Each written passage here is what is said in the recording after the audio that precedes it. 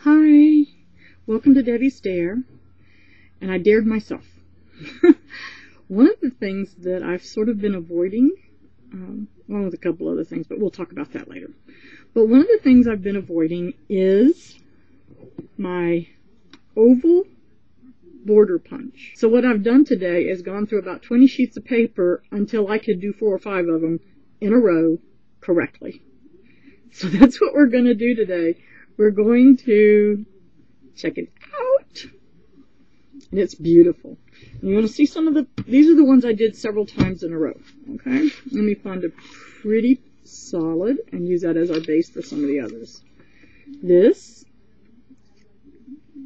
is the pink one. Maybe I do need to have a solid color here.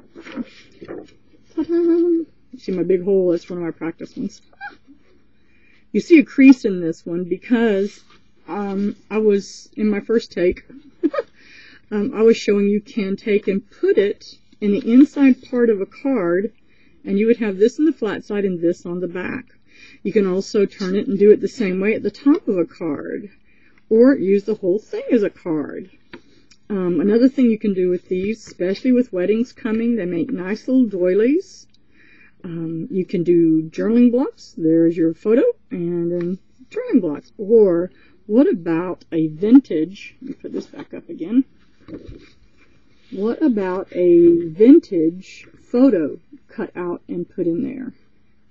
Wouldn't that be beautiful? I mean, even just, like 3 kids, or this particular piece is sort of an elegant piece. They have other oval border punches, and I can post them on the site.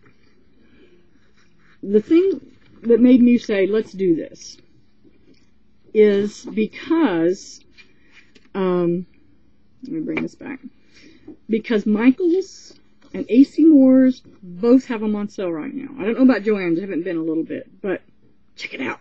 See if you can catch it on sale. There's one that I did in vellum. Ta-da! Ta-da! This is a thicker vellum, but and that's what's really great about it, because it holds up whenever you punch it. Let me introduce you to the border punch that is oval, that has probably frustrated you to no end, like it has me. You've either tossed it away, tossed it in the closet, gave it to a friend. For those who really got frustrated, you jumped up and down on top of it. So hopefully I can help you. I don't know that I can make it easy, but I can help you, and we can keep learning together. There are actually 2 sizes. One is called a thick side. One is called a thin. This is thinner and longer, shorter and fatter. But what I did is I took the thick one, cut my piece of vellum out, because I like the vellum ones. I can use that on any paper. And then I drew a line around it, and I cut it out. I made sure, see where this crosses over?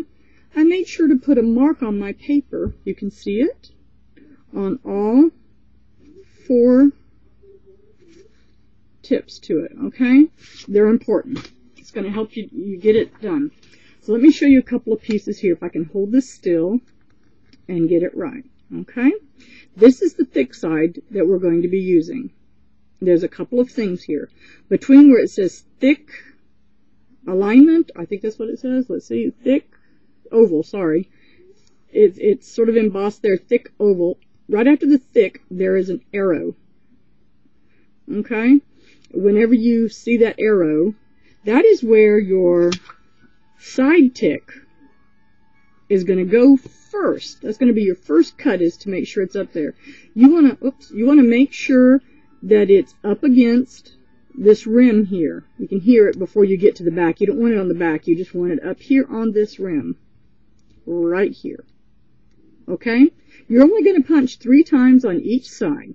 Now the other thing that I need you to really look at, now see that little piece right there? That's what's going to come in handy on your 3rd punch. And I will show you what that one does in a minute. But that's important that you know that is there. Alrighty? So, I'm going to take you down, down, down. Okay. I'm going to stand up because it's just an easier thing for me to do. Probably take my glasses off. See? Ba-boom. I can just see better. I don't know if you're going to be able to see my face when I bend down or not. But I'm going to make sure that my paper is all the way up against the rim where it says thick oval.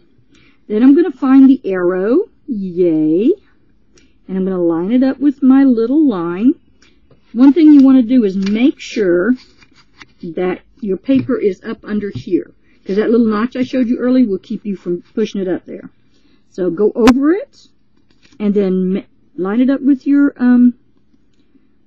arrow, not the little tick up here, but the arrow. And you want to make sure that your edges are all the way up against this. This is important to do throughout. So let's do our first punch. Now to sort of keep up with everything, you don't have to match the pattern, but you line up the pattern somewhat that it's, stopping right there. And then I'm going to come over here to the most important part, and that's to make sure, again, that I'm all the way tight, all the way tight up against this thing. Alright? And my flowers are about even over here. They're not on top of each other. But the most important thing is this side. So punch again. Now on my third cut, I'm taking it around. Now remember that notch I told you about? Well, I'm going to take that top line, little notch that we did on our paper, and I'm going to line it up on that particular line. I usually go just a teeny bit that way with it. It's usually because of me. And you'll see that the flowers are lining up here. So, punch. Now I'm going to go to my tick mark that's on this side. Okay? So just flip it around. Find the little arrow. Make sure that this side, go up over that little notch back there. It doesn't like me today. I think I've worn it out. Okay, back over to the line, this arrow, making sure this edge is all the way up against it, and do your first cut on that side. Take and move it around. I try to keep my hands over here, keep it going right. And sort of line up the flower. You're not going to cover it up like a pattern. You're just trying to get it in the same vicinity, okay? The important thing again, guys, up against this, all the way up here. Don't worry about that side, all the way up here. And punch again. So I have one more punch, and I'm going to take my top tick line and just a little teeny bit past that last notch right there that's been very aggravating for us to get up over. Make sure everything is sort of flush. So you got to make sure this end is up where it's supposed to be. And the flower is just about lined up. Let's see. I don't want to go too far, but I know that notch lines up right there. Let's see if I did it. I may have jinxed myself thinking I could do it. Look at there. Using all 4 notches. You too. Got these little end pieces where I cut in between. Hey. You too can cut an oval punch. It did take me a little bit to learn this, but I challenge you not to throw them out.